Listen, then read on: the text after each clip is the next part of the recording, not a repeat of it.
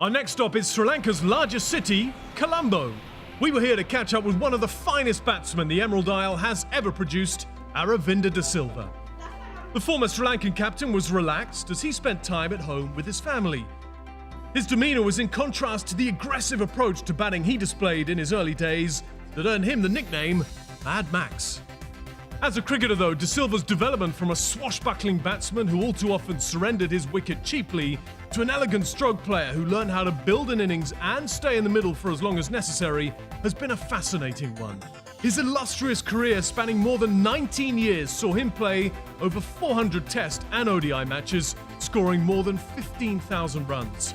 De Silva also proved handy with both bat and ball. His off-spin was deceptive and often effective, causing problems to many top-order batsmen.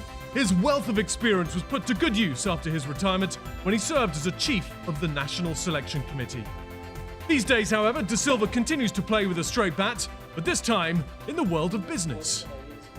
It's like playing cricket, where my idea was to try and represent the best team in the world. So similarly, I think in the business world also my approach will be the same, to try and achieve high standards in whatever we do. At the moment, I'm enjoying it. Although work commitments keep de Silva busy, he still made time recently to participate in an exhibition T20 cricket match for charity. It was a reunion of sorts for de Silva and the alumni from the ICC Cricket World Cup in 1996.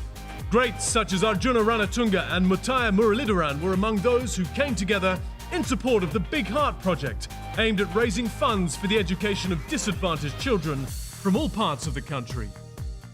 It was so great to meet up with all these guys after so many years, and I think more importantly it was for a cause which I think everyone was happy to contribute.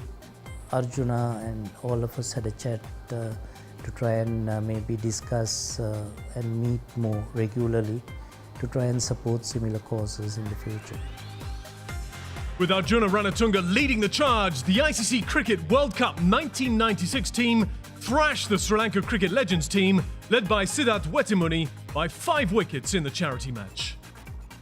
The victory evoked memories of the ICC Cricket World Cup final 17 years ago, when Ranatunga captained the Sri Lanka side to a 7-wicket triumph over Australia. De Silva took the wickets of Mark Taylor, Ricky Ponting and Ian Healy, and then followed that up with a match-winning knock of 107 not out.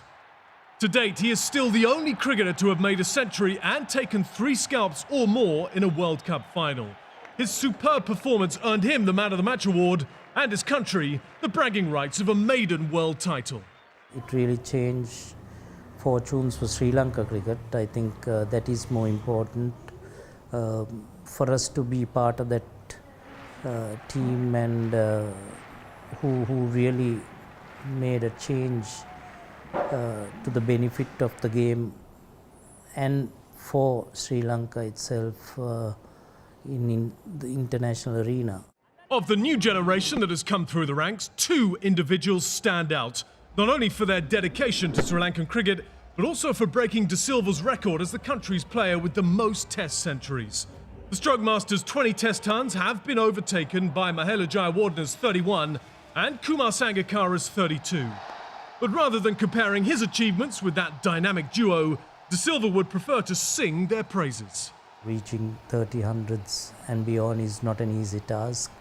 The amount of contribution Kumar and Mahela has made to Sri Lanka cricket cannot be forgotten.